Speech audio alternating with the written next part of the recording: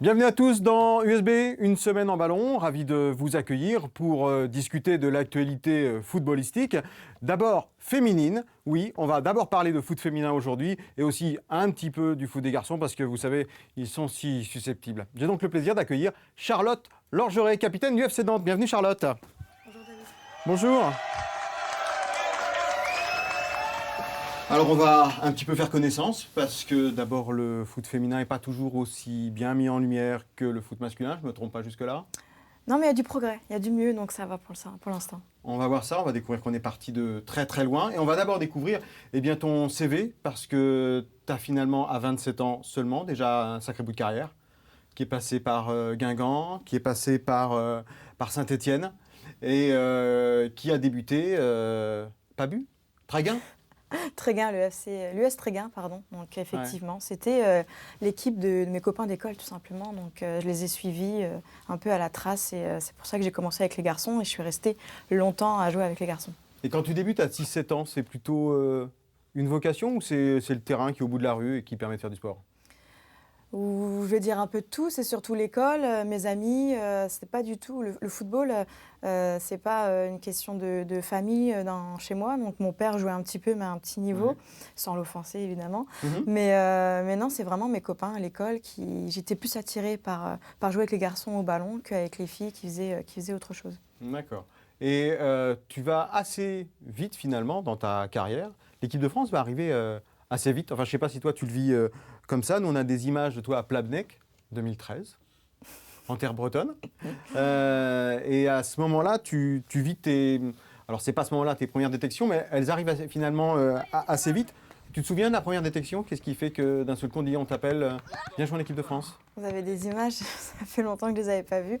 Il me semble que la première fois que j'ai été sélectionnée, c'était un U16 pour faire une compétition internationale en Suède, il me semble, la Nordic Cup, ça n'existe plus aujourd'hui.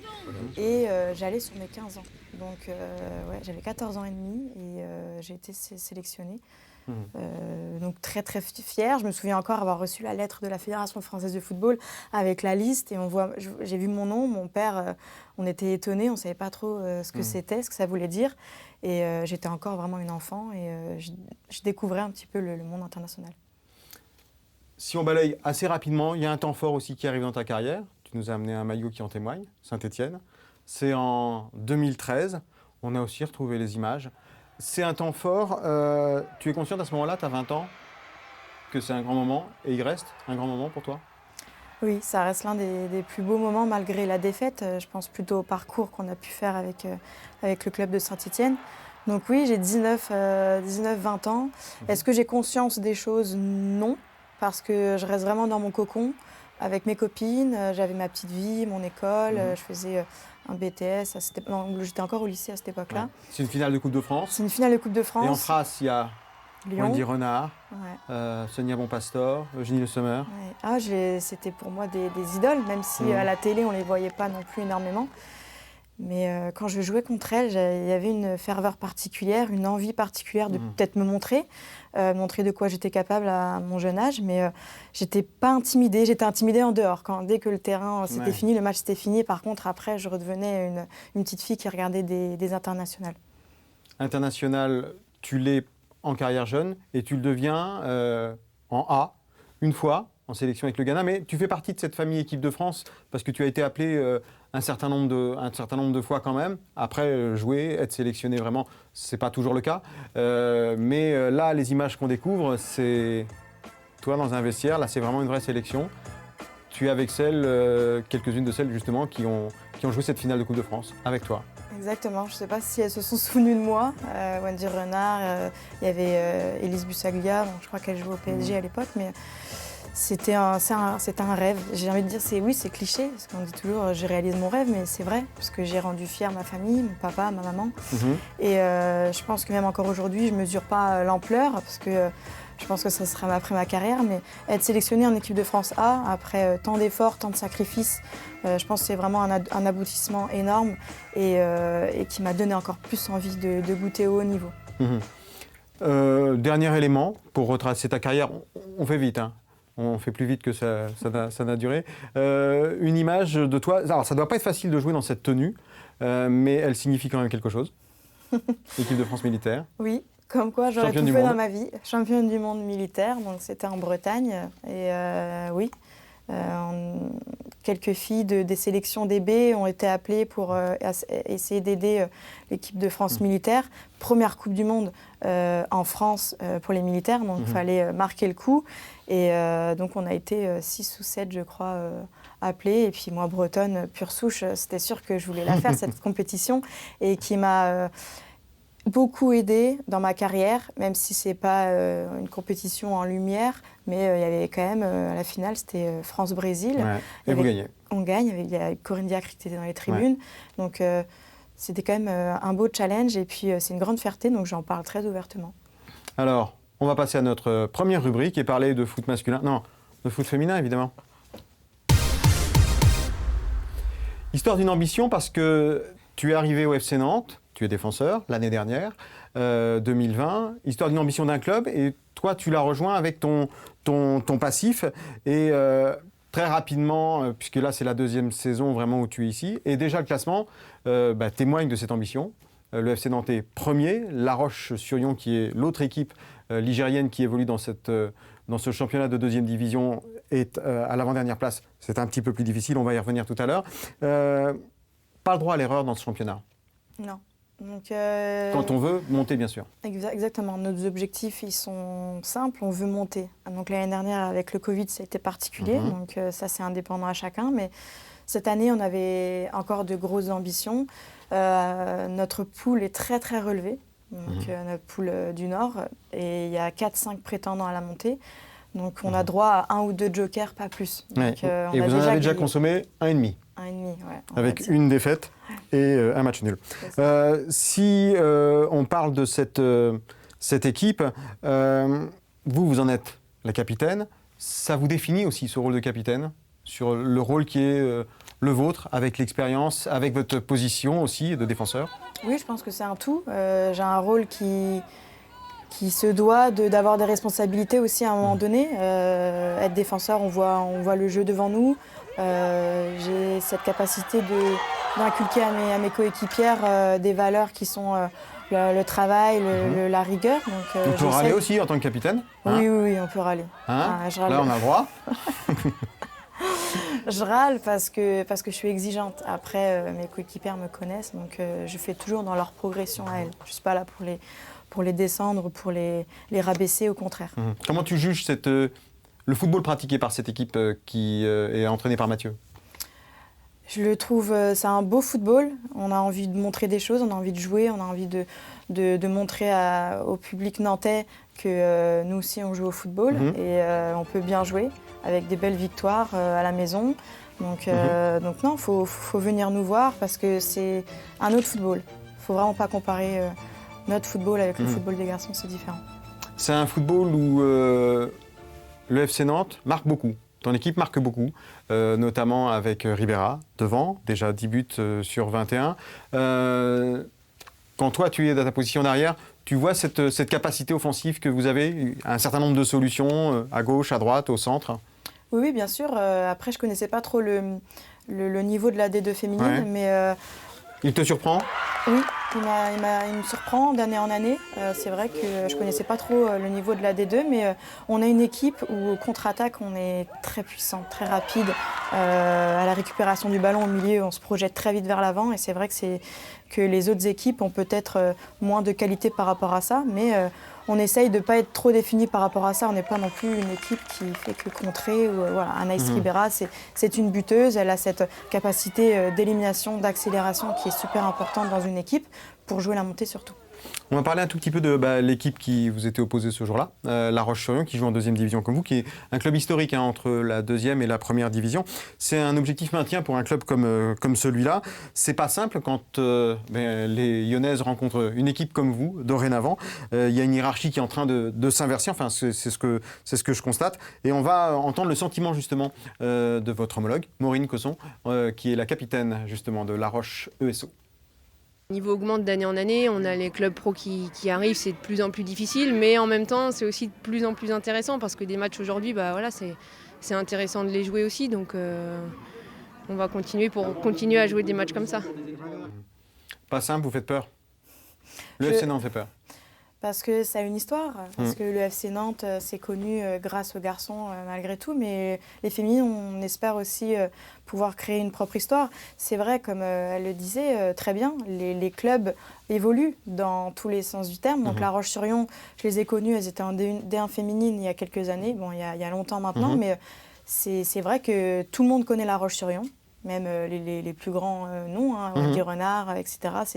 On connaît très bien La Roche-sur-Yon, ça n'a jamais été facile d'aller jouer chez elles. Là, ils ont mis les moyens, c'est-à-dire ils ont structurellement un nouveau terrain, un nouveau synthétique. Moi, je me souviens que le terrain avant, c'était pas simple. Donc, elles ont une histoire. Après, j'espère qu'il va y avoir des moyens qui vont être mis pour elles parce qu'elles se battent au quotidien, elles ont des conditions pas faciles. Nous, pour une des deux féminines au FC Nantes, on est considérés comme vraiment des professionnels. Comme beaucoup de joueuses de D1 aujourd'hui. Alors on va clore ce volet consacré au football féminin, pas fini, en rappelant les échéances qui vont être les vôtres, tant pour Nantes que pour La Roche. Et c'est aussi pour ça que tu es là. Dans le calendrier, le match contre Le Havre, ça fait partie des cartouches à bien utiliser. Ça sera donc un duel de leaders, vous êtes ex-aequo. Et à ne pas perdre, tandis que La Roche va essayer de se défaire de Lille. Ce ne sera pas simple non plus. Et on va en parler justement de tous ces clubs qui ont des noms un peu ronflants maintenant en deuxième division, parce qu'ils évoquent aussi le football masculin. Rubrique la théorie de l'évolution. Pourquoi la théorie de l'évolution ? Parce que le football féminin a énormément progressé. Et je crois que le meilleur moyen de s'en rendre compte, c'est de se plonger dans les archives de l'INA. Que pour la première fois on présente du football féminin en Hollande, il n'y a pas de quoi en faire un fromage. D'ailleurs, la prudence, qui est mère de la sûreté, doit être aussi la mère de ces jeunes joueuses, car elles paraissent très timorées. Quant à la lutte pour la balle, elle ne dépasse jamais pour ces ballerines du football le classique entre chats.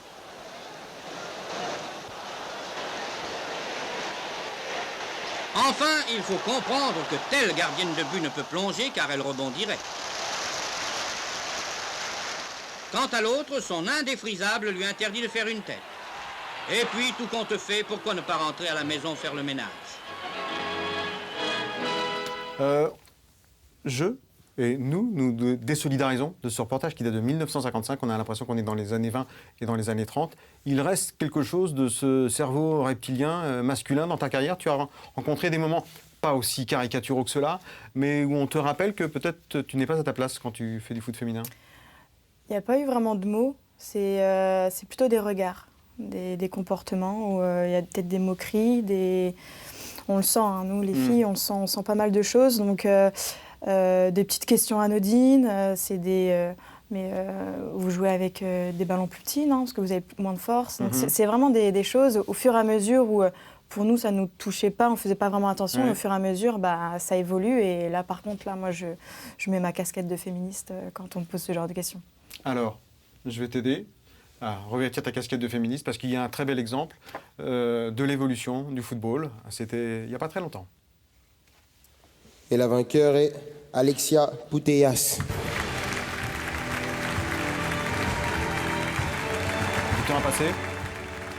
Du temps a passé, puisqu'aujourd'hui, vous avez les filles, vous faites partie de la cérémonie officielle. Je ne pense pas qu'on peut encore parler d'égalité, mais il y a une vraie prise en compte.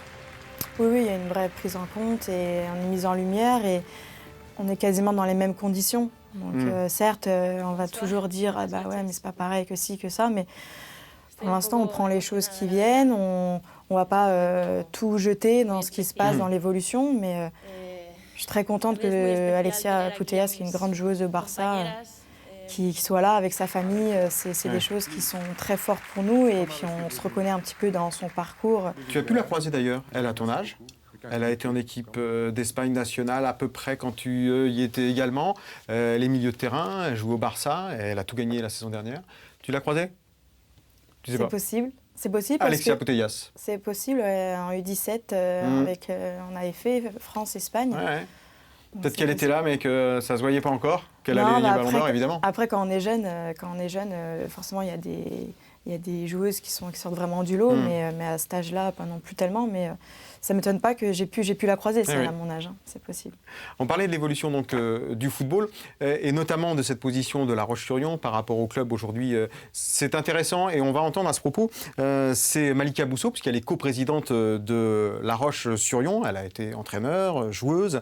On parle de l'évolution du football, parce que l'arrivée finalement de ces clubs importants, comme Lille, comme Le Havre, comme Nantes, et puis tous les clubs de Ligue 1 maintenant, à l'exception de Soyaux, sont des équipes finalement bien souvent adossées à une équipe première qui joue en Ligue 1, en Ligue 2, ou alors ce sont des équipes de la région parisienne. Et la difficulté, c'est d'exister à Soyaux, comme à La Roche-sur-Yon.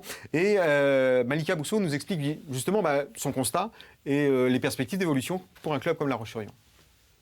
Ça fait partie de la mutation du football féminin, la spécificité aussi du sport féminin au niveau du football. Tant mieux aussi pour le football féminin parce que ça donne des moyens aussi pour les joueuses. Nous, on est plutôt sur un double projet, c'est-à-dire qu'on est plutôt sur des joueuses où on souhaite qu'elles continuent aussi l'école. Donc on est sur des jeunes joueuses, donc avec un double parcours, soit école ou soit profession à côté. Voilà, c'est cette phase-là que nous continuons à travailler, à voir après dans l'avenir. Après, voilà, faut pas se cacher, hein. À un moment donné, il faut de l'argent. On se trouve dans un rôle de...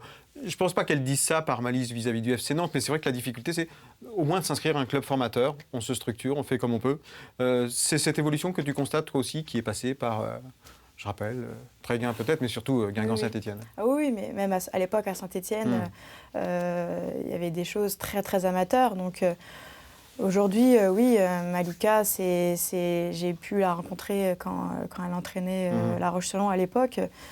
C'est vrai qu'il n'y a pas vraiment d'évolution, c'est toujours ces mêmes ambitions de double projet. Donc c'est vrai que quand on est jeune, c'est intéressant, forcément, parce que nous, les filles, on n'en vit pas beaucoup, et puis les salaires ne sont pas les mêmes que les garçons. Mais à un moment donné, si on veut jouer au niveau, D1, D2, pour moi, la D2, c'est du haut niveau, les clubs, forcément, ils doivent mettre beaucoup plus de moyens. Je dis pas... Ça passe par là, et la difficulté, c'est d'exister quand, justement, on n'a pas... Et puis, ces joueuses-là, forcément, elles vont aller... Des joueuses qui ont un double projet vont vers ces clubs-là. Donc, nous aussi, nous avons des filles qui sont encore à l'école, qui essayent de... voilà, il y a l'école de droit, il y a des gens qui veulent être médecins. Enfin, c'est possible, mais... malgré tout, il y a quand même des moyens mis en œuvre par les clubs. Et c'est vrai que La Roche-sur-Yon, notamment, il n'y a pas de club masculin très fort. Donc c'est pour ça que c'est compliqué de pouvoir vivre. Parce que nous, on vit par rapport aux garçons, il ne faut pas se le cacher. Alors, on ne va pas te parler de fin de carrière, mais je sais que tu y penses. Je sais que consultante pour les plateaux télé, tout ça, c'est des choses qui seront dans tes cordes. Tu en fais déjà un peu la démonstration. Mais on a pensé aussi à autre chose qui était possible.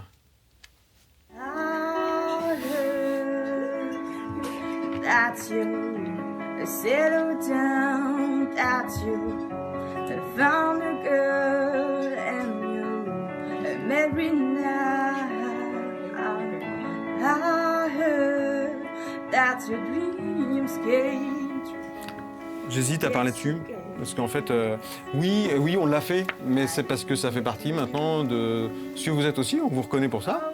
Corneille s'est intéressé à vous? Oui, il m'a appelé.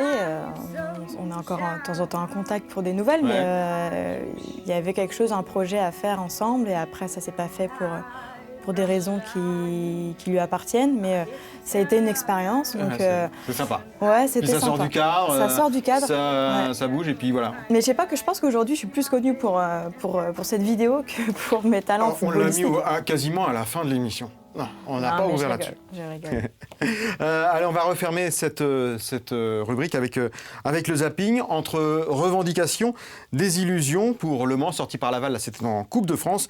Causerie d'abord. Des fois ça marche, et des fois ça marche moins bien, une causerie. Pour réussir ce soir dans cette entreprise, il faut vraiment que vous soyez animés d'autre chose que vos qualités humaines, un supplément d'âme. Encore une fois, je vais me foutre à poil devant vous. Je vais vous dire ce que peu de coachs disent. Moi, je vous aime. Vous comprenez? Je vous aime. Et ce qu'il y a de bien, je m'en suis rendu compte, c'est que je ne suis pas le seul à vous aimer. Les supporters, ils vous l'ont montré. C'est des gens qui attendent ce soir de vous retrouver, de vous serrer dans leurs bras.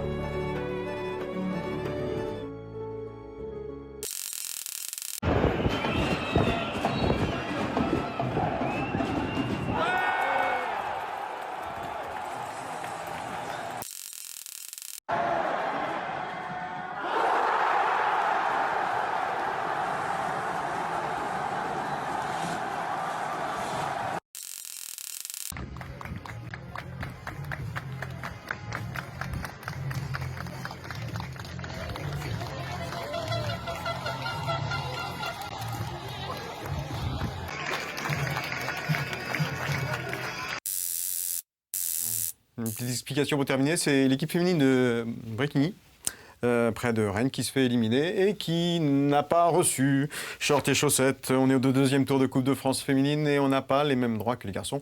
Elles ont tenu à en témoigner et je crois que le message est passé. Il reste encore un peu de chemin à faire. Allez, on passe aux garçons. Je vous disais, ils étaient susceptibles. Pour parler des fêtes et des espoirs plutôt en 2 mots, on va revenir sur ces clubs masculins et ces matchs qui ont eu lieu ce mercredi soir qui concernent Angers, le FC Nantes, les clubs ligériens. Quel match tu as vu, toi, ce mercredi entre Nantes?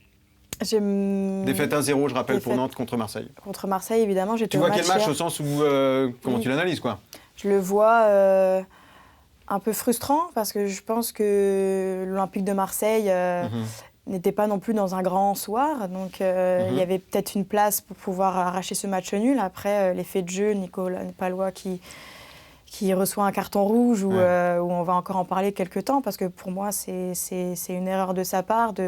Il a été impulsif et pour un joueur de ce niveau-là se doit d'être plus professionnel surtout. Ouais. Et tu en parles en connaissance de cause, tu es défenseur aussi, tu es à son poste. Entre l'envie de montrer qu'on est là et l'envie d'en montrer un petit peu trop et qu'on n'est plus là, il y a une marge qu'il n'a pas trouvée. Sur ce terrain du foot masculin et du FC Nantes, toi, tu as un club de cœur? Ça peut être le FC Nantes. En plus du FC Nantes, j'ai mal posé ma question. En plus du FC Nantes, quel club de cœur? On va dire Saint-Étienne et Guingamp, parce que c'est eux qui m'ont fait évoluer et qui m'ont aidé au maximum. Et c'est aussi grâce à eux que j'en suis arrivée où j'en suis aujourd'hui. Mais le FC Nantes, j'allais les voir à la Beaujoire avec mon papa quand j'étais toute petite. Mon papa allait voir des matchs à Marcel Sopin quand il était plus jeune aussi. Donc j'ai toujours regardé plus ou moins de loin le FC Nantes. Et puis voilà, Mais après, c'est vrai que j'ai évolué pas mal de temps à Saint-Étienne ou à Guingamp.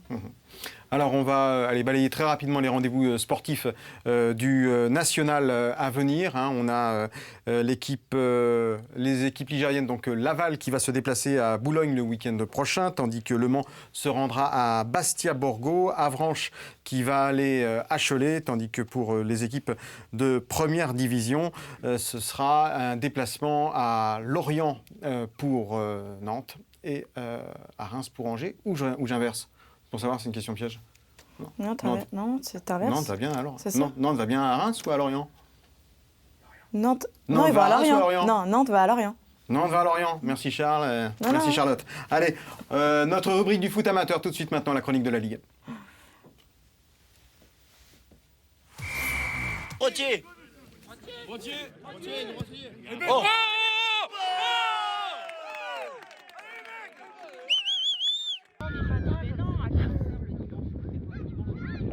Ouais, le dimanche à 15h, c'est bien, ouais. Oui. Magnifique. Du droit en plus. Ouais, la tactique, ça lui supporte complètement.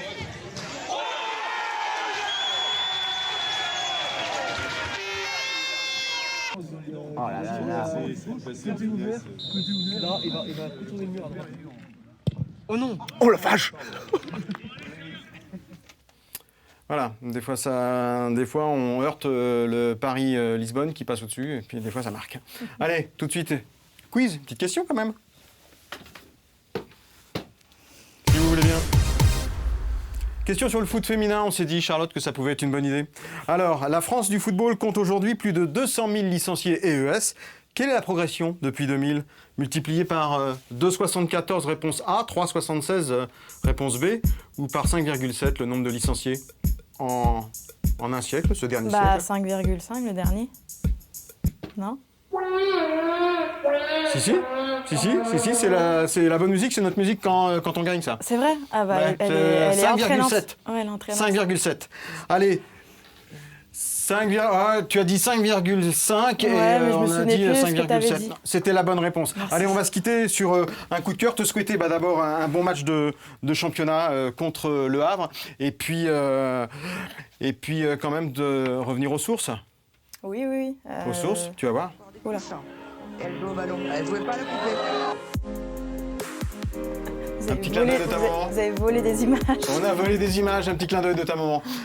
Voilà, c'était pour te dire que c'était moins poupée que football. Tout arrive. Merci beaucoup. Merci à toi. C'est Anthony Brulez qui me succède la semaine prochaine. Le titulaire revient à son poste.